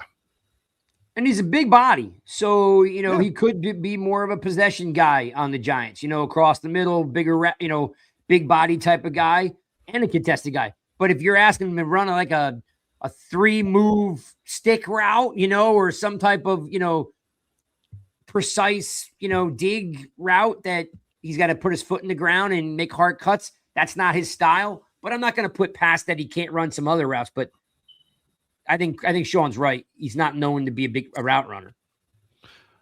No, if you trade Slayton, I'd look to replace him with Tyquan Thornton, who's got experience in Matt Nagy's offense. He loves Matt Nagy. Don't be surprised if he's one receiver addition that is added by the Giants. Chris says, I'm willing to make a sacrifice if it means losing a Limino or a Flott. You guys are nuts. That wasn't a question, by the way. I'm not sure where that, but he said we were nuts. That had to do with Wandale. About $17 million might be a lot, or because the cap goes up, might just be just fine, right? And the structure, it's not going to be 17 year one. It could be 6 year one. Backload, because Giants are going to have a lot of cap. It's not going to be 17 year one. There's no way. No. Even Abrams doesn't do that. Dawn's going to. I have confidence that she's going to work. If he does get re-signed, it'll be structurally sound for the Giants. That cap is going up again significantly next year because they just added more international games, some other things. Like that cap is going to be going up on for average years. 20 million, it seems, every year. Future wants to know, why would we draft a safety that high? I draft Downs in ahead. Why wouldn't we? Sorry, he added the next one. It was supposed to say why wouldn't we? Why wouldn't we? Might be best player in the draft. I understand value position, but Downs is no better dependency on free. I think we all agree on the fact that he's the guy. It's just, again, what you're doing is you're adding another safety into where you have two safeties. Is there a best player available that's right around him, like a Tate? Depending on who you are, people think Tate's going to go in the top 7 anyway, right? So, you're just. I don't think nobody here anyway, and we're here every Monday, 7:30, in case you guys don't know. And by the way, make sure you, Future, you might be new here. So make sure you do me a favor, Future, and go out to the YouTube channel and subscribe for me. Make sure you can see more of our stuff. I think everybody's in agreement that he would be a huge difference maker, but it's from the safety position, which the Ravens are, as Ryan Dunleavy just alluded to, is they have a history of Hamilton and Reed, and I'm probably missing what's his name they brought back for the Super Bowl. Eric Weddle. You know what I mean? They pulled Eric Weddle out of retirement. They even turned Dion into a safety. Yeah, he likes heavy, strong safeties. I don't mean heavy as in weight, just hitters, right? Thumpers. Right. So it makes a lot of sense. However, you could be, in that position, Future. Just saying, thinking that, playing a little devil's advocate. If you're there, right? It could be Tate if you're in need for a wide receiver, or it could be what's his name? I keep forgetting his name from Ohio State, the linebacker. Sonny Styles. Thank you, Styles. I just can't get it out. Styles is going to be a top 10 pick. Somebody like the Giants were absolutely desperate. You have no idea what's going on. Like, we've always had a great relationship with Micah McFadden. We've interviewed him now, I think 3 or 4 times. Like, what we think he has a ton of value. Okereke has not played well in 2 years. He had a couple spurts here and there. McFadden most likely, in my estimation, will come on the cheaper side because he got hurt. And he can wear the dot, right? So he can move over to where Okereke plays. You're not losing any money on the Okereke deal, as we alluded to and covered last week. And then you bring in a guy who can just run sideline to sideline and cover tight ends. And you can use McFadden as the A gap, downhill guy, right? Because he's not, he's not Styles, right? But together you add a dynamic player in there, frees up McFadden to blitz from the outside, which we've seen him do, inside through the A gap. But right now we just don't have that. So I'm not saying to draft Downs. I'm saying that there are, there could be, like I said, best player available. You could be on the board. They could be 1 and 1A. Who knows? Let's see. Why wouldn't we? Yeah, I did see that now that you said that. Experts are saying that the trade market will be strong because the draft does not have a lot of blue chip players and free agents week. What says you guys? Go ahead, Chris. You take that. I heard Adam Schefter actually mention that last week, that seems to be a talk amongst a lot of the general managers. So something to keep an eye on as we move into March. We probably hear rumblings next week at the Combine between agents. So yeah, wouldn't that be something that because it seems like football every year there's more trades than ever. This year may even be even more so, leading that way. But yeah, I wouldn't doubt it.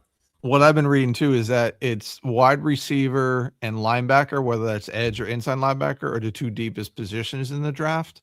So for other positions, you might have to look for trading.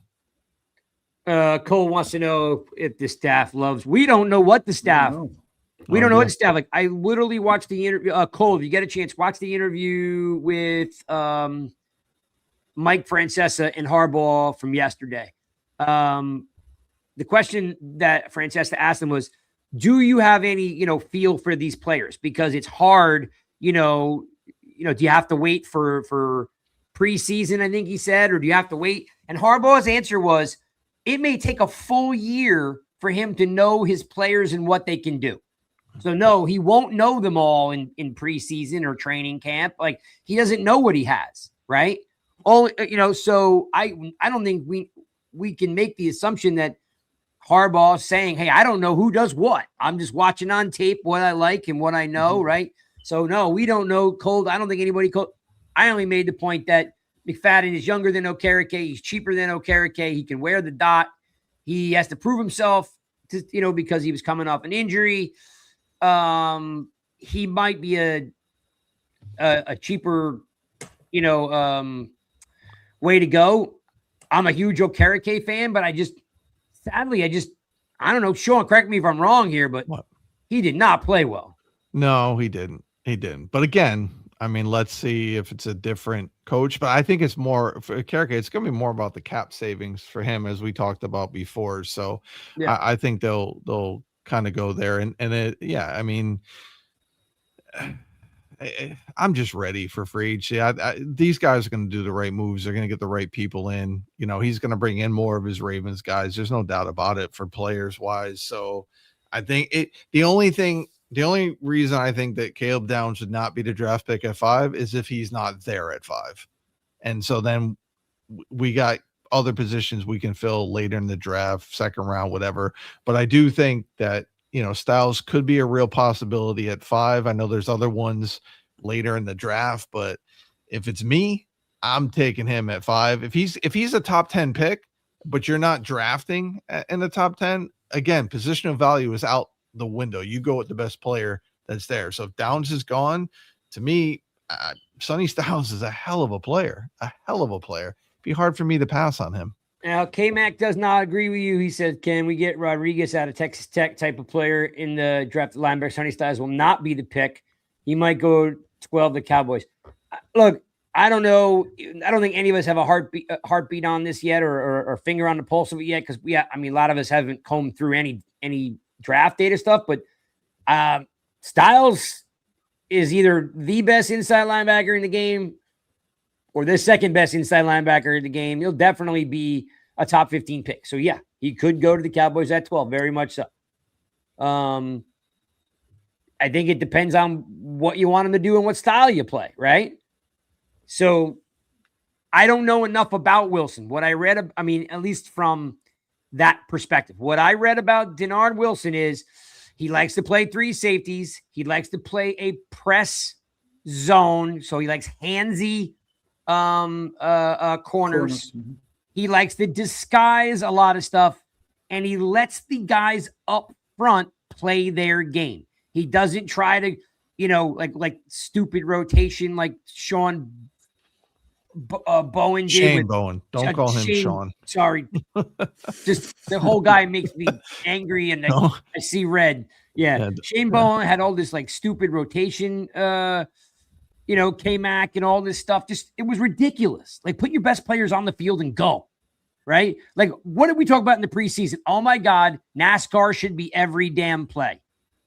But it wasn't because nobody was getting more than 50 snaps a game, 50% of the snaps a game. Yeah. So, it's going to be interesting, but the guys up front, and again, Dexter probably needs to lose a little bit of weight. Carter probably, and get healthy. Carter needs to, get in the playbook and get ready to make an impact year two. Got to figure out what they're doing with Tibbs, right? But Sonny Styles, I don't know. You're saying he will not be the pick. I don't know how we can judge that at this time. Worst case scenario, he's the second best linebacker in college football. Worst case scenario. So, and we're going to look at free agency to see where some of these holes get filled in. That may indicate where they might be going in the draft. Yeah, and by the way, it's a great point, Chris. You may just decide I need a veteran, middle linebacker, and I'm not going with McFadden. I'll let McFadden compete for the other job. You know what I mean? Like, who knows? But we're not going to know until we get going a little further into this, right? Harbaugh may be like, man, I think I can work with McFadden, but I need somebody that can cover tight ends. So I better find myself an all-world athlete to be able to do that. And that's not Okereke anymore. Sadly, it's not. No. So what else do I have in here? Do we think Goodell's rat Aponte reworks Dexter's contract prior to free agency or only if needed after? Sean, you want to take that one? Yeah, I think it'll get reworked. I think they're going to try to make as much room as possible so before free agency happens. So I would not be surprised if that is reworked for him. So yeah, I'm saying yes, it'll get reworked prior to free agency. I hate to say it because he's such a great player. I just think he's got to lose some weight and get back into that quicker, body that he was in 2023.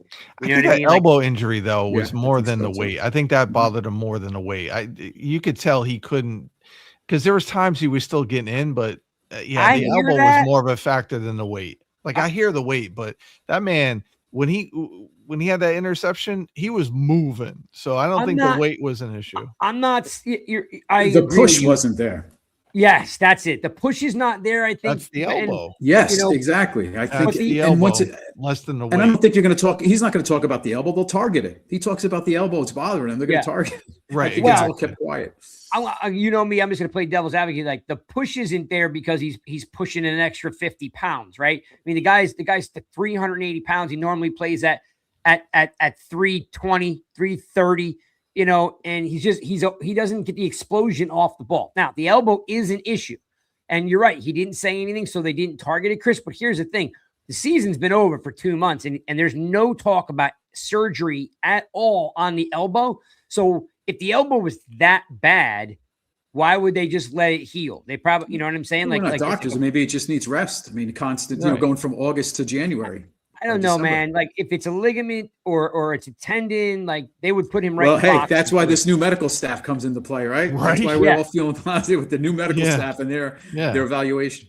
And he had the brace on for the majority of the season on that elbow. So, and you could see him at times. He wasn't using that elbow to make a tackle. Like it was clear and evident in a few games where he let a guy go right by him instead of extending his elbow, his bad elbow to make a tackle. So, yeah, that for me is Dex says no more extended, no more guaranteed money. They'll have to extend them. Correct? Yeah, it's fine. Extend them. Okay. That's a pretty easy one. What else do I got in here? I think that might be it.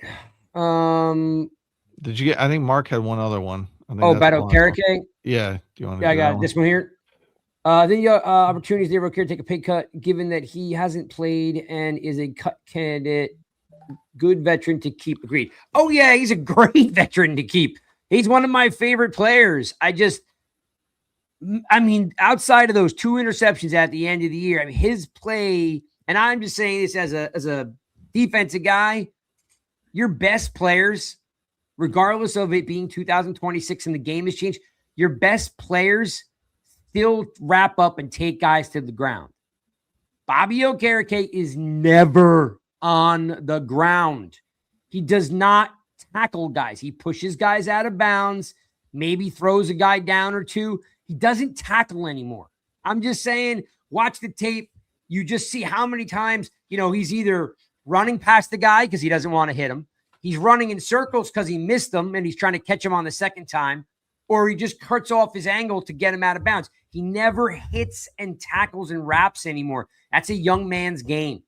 And again, like I said, he's absolutely one of my favorite players on the team. I just need a linebacker that's going to hit somebody or tackle somebody. You want to hear I got a funny quick story, guys. When they asked LT, when did you know it was time to hang it up and it was over? He goes, when there was other guys making tackles. And I said to myself, he's got him. I'm good. That's when he knew it was time to end. That's my guy. And that's true, right? Yeah, they got him. Absolutely. I don't need to jump in. Yep. Listen, I read the, I think I have it over here somewhere. Strahan's book. And he said that the year that he 2026, I guess 27 Super Bowl, he's on the beach with Eddie Murphy's ex-wife, and he's in LA, and he's like, man, this is great. Everybody's at camp. Find me as much as you want. I don't care. I'm not coming. I hate Coughlin. I'm not coming back. And he's hanging out. And he said, I'd come back if I could just play the game on Sunday and go home. He's like, because the grind and the constant popping and hitting all week long under Coughlin, he goes, it just wears me down. He's like, and I'm at that place where I don't want to do that anymore. Then everybody's calling him. He's changed. He's made the player council. Coughlin's a different guy. He's got this grandfather thing going on. He comes back, you win a Super Bowl. But he retired after that because the writing was on the wall. I don't want to hit no more. And if you remember, that first game was against Dallas, which I think they lost, right? And they always lose to Dallas. And in 2007, and he showed up like on Wednesday, and he played. Yeah. He showed up Wednesday.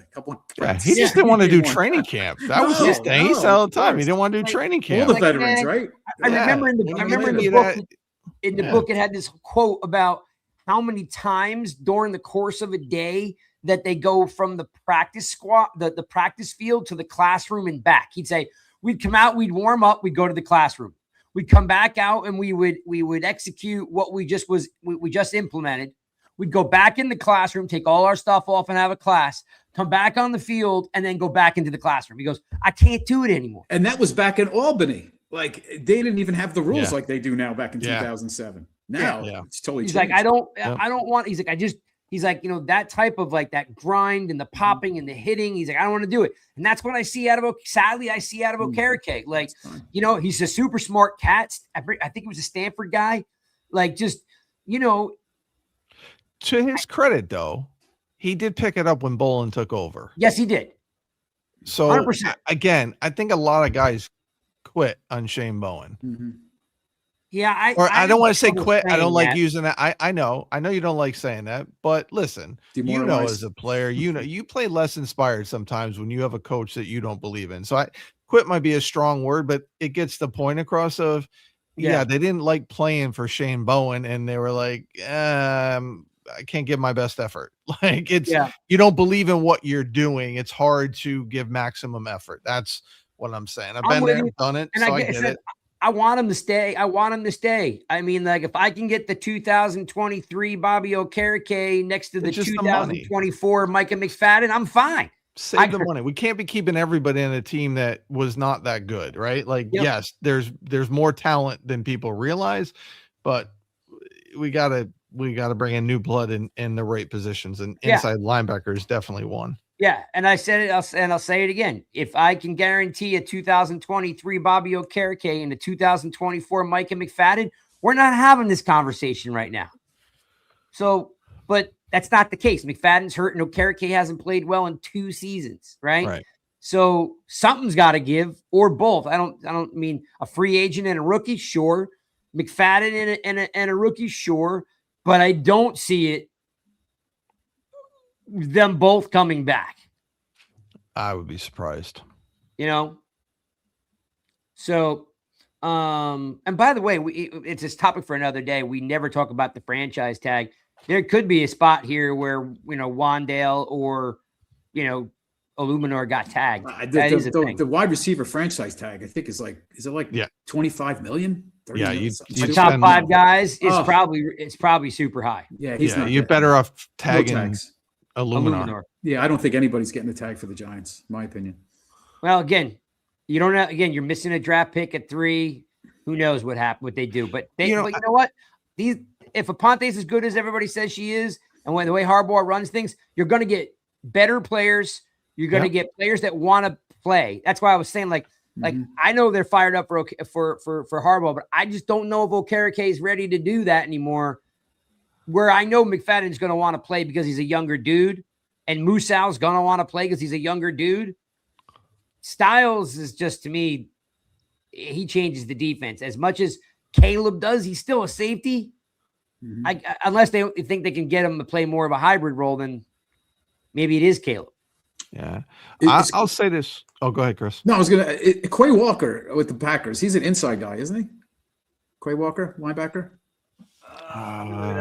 Why? Is he free agent? He's a free agent. So just a name. Like free agent as in like he's a good free agent? I know Cole brought up this name earlier. Is Patrick Queen a free agent again? Because I know he's with the Steelers, but is he – because he was with the Ravens before. Right. Did they look at that? Patrick Queen? Here's the thing. I know, just real quick, like Craig's looking that up. Like, I know O-line has come up a lot in the chat tonight. I don't think O-line is as big as a need as a lot of fans are saying. But I'm not saying it's going to get done, but I do believe that they do want to sign Tyler Linderbaum here. I do believe that's what whether or not they can do it and whether or not they'll spend the money if somebody outbids them. I do believe that Linderbaum is who they want to go after and bring in. And if that's the case, then you can move JMS to guard. I don't have a problem with Van Roten staying at guard. If you lose Illuminor, I am concerned with JMS at guard just because of his it depends what kind of running style, right? But has he ever played guard? He did. He showed in the Senior Bowl. Actually, a lot of people, we talked, I think I mentioned this last week. When they were looking at him, they predicted that he could switch and make the switch to guard based on his background. So with the research that I've done, he could do it. But again, you keep the inline attack. I do believe that Marcus Bo could take over for Illuminor. I don't want to lose Illuminor, but if he prices himself out, I think Bo can take over right tackle because that's his natural position. And he did really well in college. And I don't want to hear people talk about the short arms because it's not just the short arms. Well, whatever his name for the Patriots didn't get beat in the Super Bowl because he had short arms. He was injured, number 1, and number 2, he had bad technique. Yeah. And footwork. That's my concern. Yeah. You talking about Quay Walker? Yeah, Quay Walker. So it says that he's going to have a base salary of $14 million this year. If they, he'll earn a base salary of $14 million while carrying a $14 million He's an inside backer though, Craig, or is he Inside. an edge? Right. Yeah, that's what I just wanted to see what his So contract. keep an eye on that free agency. I mean, that could dictate Yeah. where they go in the draft. You know, if a guy like that becomes So available. I would say that Wilson would take one if there's somebody available that he had coached before, either with Right. the Ravens or the Titans as an inside backer. That would. Yeah, I think you're going to have to get some of that flavor, regardless, on both Yeah. sides, right? You're going to see a little Titans, little Ravens flavor. Bring on me both as sides many of the ball. Ravens players as they want. I have no problem That's that with style. that. Absolutely. yeah, he's in. Quay Walker's an inside. Yes, I wouldn't. Yeah. And that may see where it goes in terms of styles in the draft pick if a guy like that is signed. Could.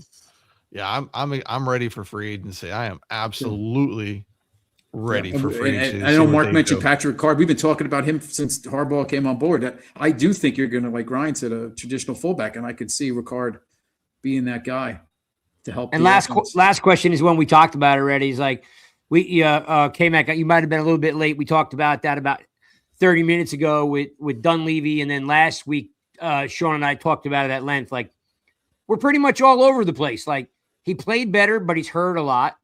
He's definitely turned into a better run stopper than a pass rusher. You could go either way, right? It could go either way. You're going to have to pay him after next year because they picked up his fifth. Yeah, that's all right, K-Mac. It's all good. They picked up his option year. They could trade him and pick up a third-round draft pick because they don't have one. I think we're all kind of neutral on it. I don't know, right, guys? You want to comment on this? I mean, if I trade him, I'm trading him for a player. Yep, that's what I would trade him for. Now the third-round pick. I'm not concerned that we don't have a third-round pick. I'm really not. I know a lot of fans are making a big deal about it, but I'm fine. Like, use your first round, second round, your other rounds to get players. We're okay without a third-round pick. Like, I love the third-round pick because those guys become starters. You know what I mean? That's where you get a lot of value in the third round. Like, that's where you get that 10-year starter at guard. That's where you get the inside linebacker. You know, sometimes like somebody, not all these guys have to be first round picks. So I really think a third round pick, but again, you moved up for Dart. So it was the right move. Right. But I think the third round pick to me is, I'd have to look up the stats, but I'd have to say it's like, a 60%, 50% chance of those guys becoming starters after the third round. It really drops off. What about you, Chris? What's your thought about? Yeah, I agree. I like the third round, but I also feel like if they could get a player, especially because pass rushers, right, they're always in demand. You might be able to get that need position, whether it's a corner or receiver, to fill that hole. But I'm kind of on both sides, Yeah. Mark, we are totally happy. Love the fact that we got Dart. I was making a point that third round picks have value. Get a lot of value at the third pick because they turn into starters. That's all. So I don't know if I would trade Thibodeau. I'm on the fence. I'm kind of over the fact that he's hurt all the time, but he's played a lot better than he had the year before. But I don't know if that matters much. Like, you really you got to be on the field and play. I'm not saying it's his fault. I'm just saying, like, the value comes not what not that you look good in the weight room or you look good in shorts. Like, it really is like, do you have value because you play? Sadly, he doesn't. He plays less than he does. So what are you going to do with a player with a lot of talent that doesn't play? I'd like to see the Giants utilize all the tools in the toolbox for Denard Wilson with these guys and see what we can do. I said, and I'm going to say it till I'm blue in the face. Move him to defensive end and line him inside either Burns or Carter and let him wreak havoc. That's what you do with him. That is his natural position. He was a 4-3 defensive end in college. He'll be fine here. Absolutely will be fine. And when they did it last season, holes open up, whether Burns got open, Carter got open because of what he was doing. And I don't need him dropping back in coverage. When he's playing outside linebacker in a 3-4, he's dropping back in coverage a lot. Put him down on the line, his hand in the dirt, let him go back to his natural position. I'm telling you right now, that's where he should be. I'll say it till I'm blue in the face, and I'll argue with a wall, people. That is his best position. I don't think he's tough enough. I don't think he's got the explosion enough. I don't think he's sure he does. That type of player. He showed it last year. He's a finesse player. Not anymore. He's not. I don't know. I mean, the guy He's not at Oregon anymore. Oregon was 5 years ago. People can't keep judging him by what he did in Oregon. He's 5 years removed from Oregon. Yeah. Look at what he did last year. Took wrestling thing. He got he was tougher last year. He was more physical last year. I'm telling you. He missed 3 games as a rookie. Imagine this defensive line. Imagine this. You have Tibbs, Carter, Lawrence, Burns, and Alexander somewhere in that regards, just the 4 of Lawrence, Tibbs, Carter, and Burns. When does Tibbs hit the IR? What game? Listen, that's always been my biggest concern is that he gets injured. But I'm saying I think you should move him down to defensive end, which Wilson can do. He moves guys around to their strengths. I don't think Tibbs should be an outside linebacker and drop him back in coverage because you're not going to drop Burns more in coverage. So line them up, have those 4 pass rushers, Tibbs, Lawrence, Burns, and Carter after the quarterback, or even throw Alexander in there as a guy rushing with the 4. He's missed 15 games in 4 years. Okay. I mean, it's a lot of games. I mean, he missed 3 games. 15 out of how many over 4 years? There's 17 games in a season. So that's what he missed. Yeah, 16 I know, games. He's missed 15 out of 16. Average doesn't work. Because he missed 3 games as a rookie. He played. Luckily, he played in 2000. That second year in 23, he played every game, which was what we thought we were getting, right? Right. And then he missed 5, and then he missed 7. So the last 2 years back to back. Okay. Here's the thing, though. In the last 2 years, if the Giants were in contention, he would have played. So I don't know that we can hold the last 2. I understand, but I'm saying 2 years. If the Giants were in contention this year, I believe he would have played. I believe that's what was said. And I think the same thing happened the year before. They held him out because they were out of contention. So let's some context there. I don't know, man. Context is that he's missed 12 games in 2 years. I just can't pay the dude. I understand, but would he have missed 12 games in 2 years if the Giants were in contention? I don't know. I see Dexter Lawrence out there hurt playing every game, every play. They sat him out in 24. Sat him out. They sat him out towards the end of the year. How many games did Dexter Lawrence miss in 2024? Well, I'll look it up. Because remember, Giants were leading the NFL in sacks before he got injured and missed the rest of the year. I only think he played like 8 games. Okay, well, that's not true. But all right, so let's see. As a rookie, he missed 1 game. Second year, missed 1 game. Third year, missed 1 game. 2024. Yeah, I'm just telling his whole body. I don't care about his body of work. I'm talking about 2024. I'm making a point. 4. He only missed 4 games in 2024? Yep. Okay. And he missed those 4 games because they weren't in contention. So they sat him out. Tibbs missed 12 games in 2 years. 12. Okay. How many games did Lawrence miss this year? None. He didn't miss any? Not a 1. No. Okay. So, I have no idea about trading Kayvon because I'd like to see him stay, but then next year you're going to have to pay a guy who misses 25% of his career games. I don't know. That's a lot. It's a lot to miss. And Mark's making fun of me. He says I'm coming over to the Tibbs side.